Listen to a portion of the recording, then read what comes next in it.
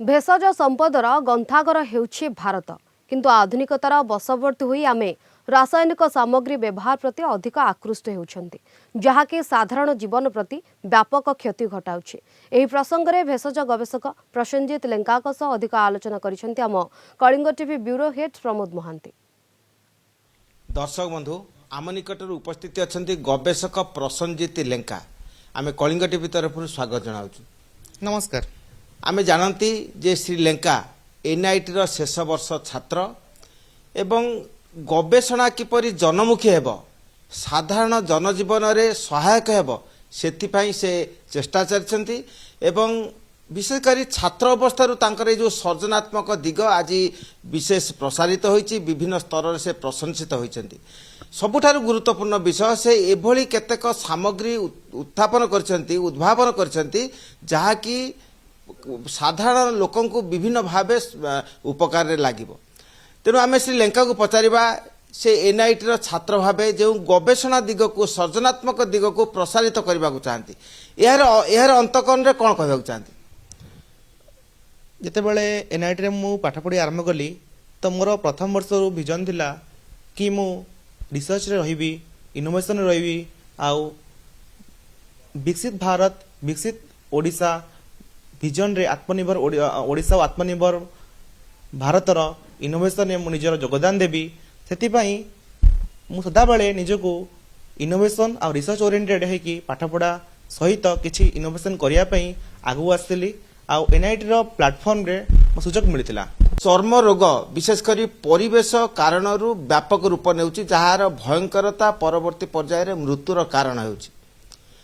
याकू रोकिबा पई जो गवेषणा आप जारी रखिछंती ए विषय कौन कहते। जिते स्किन केयर प्रोडक्ट यूज होउची मैक्सिमम यूज होउची पाराबिन सल्फेट जोटा कि लैटर पार्ट रे आपन समस्या जो अनेक अनेक समस्या करूची आ सेति पई जिते बेले रिसर्च कर आरंभ कली तो केमिति प्लांट बेस्ड फाइटोकेमिकल रे आमे भलो हर्बल प्रोडक्ट्स बनेबू ता पे रिसर्च कर आरंभ कली जोटा कि स्किन केयर रे लोक मानकु सहज करिवो आ लोकन को भलो प्रोडक्ट दबो हर्बल एक्सट्रैक्ट रे। सांप्रतिक परिवेश रे विभिन्न नामी दामी कंपानी विदेशी कंपानी विभिन्न प्रकार चमत्कारिता सृष्टि कर उत्पादित सामग्री रे किंतु चिकित्सक मानक मत जे यही सामग्री व्यवहार कले बा दीर्घ दिन व्यवहार कले विभिन्न प्रकार क्षति उपजाउची। या को रोकिया पाई आपण कोन कोन स्किन केयर कांसेप्ट होउची कि हमकु समाज रे आसुथिबा डिफरेंट पॉल्यूशन यूवी जो समस्या बढ़ुची तार प्रोटेक्शन करिवो आपन को गोटे सुस्थ जीवन दबो ना कि आपनकर सौंदर्य पछरे कहि कि आपन डिफरेंट रोग रे पकेइबो। तो सेति पई आम प्रोडक्ट जते हमें इनोवेशन कलु हमर मोटिव थिला हमर रिसर्च एम थिला कि लोकन को भलो प्रोडक्ट दबो आमे प्रोडक्ट बिकिबुनु आमे लोकन को समाज सेवा करिवु समाज को भलो इनोवेशन दबो। এই যে মেক ইন ওড়িশা বিশেষ করে যে মুখ্যমন্ত্রী বিভিন্ন শিল্পায়ন অগ্রসর ভূমিকা নেইছেন আপন এই जो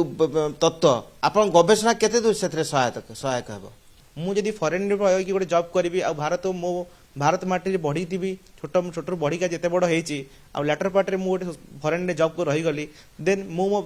राष्ट्र पई मु मो भारत माँ पई कौन करि परिबी से मोर विजन छोट बड़ू थिला कि जहाँ भी करी मु जॉब नेबिनी लोक जॉब क्रिएट करी समाज सेवा करी in different way different of innovation that is my aim and आजिका दिन रे मु से कोना कोन से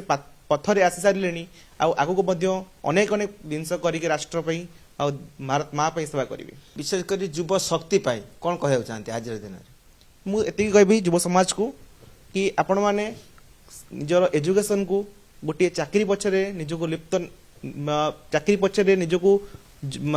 रोकी न दे कि आगु को आसंतु। Education is not for the job education is enlightenment. जदि हम पाठ पढ़ुचे आम पाठटी आमको जदि आखि खोली न दउची ताल पाठर किछि वैल्यू नै। तो आजिका दिन पाठ केवल चाकरी सीमित नुह पाठटा होची आमर जीवन शैली बंचेबा आम आखि को आलोकित करबा ये होची आमर आजिका दिन रे संकल्प। यदि यही संकल्प रे आमे माने आगु आसीबा देन कोना कोडी काली सकाळे आम राष्ट्र आम देश आम राज्य कोना कोडी आगु आसीबो एतर तिलमान संदेह नै।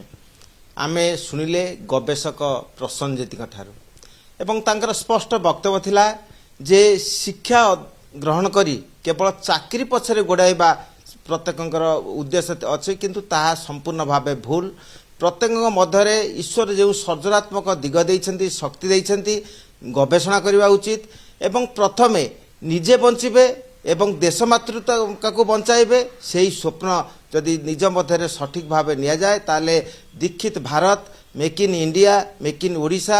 ଯଥାର୍ଥ ଭାବେ ସଫଳ ହେବ। କୋଲକାତାରୁ ଭିଡ଼ିଓ ଜର୍ଣ୍ଣାଲିଷ୍ଟ ସମର ଜିସାନଙ୍କ ସହ ପ୍ରମୋଦ ମହାନ୍ତି, କଳିଙ୍ଗ ଟିଭି।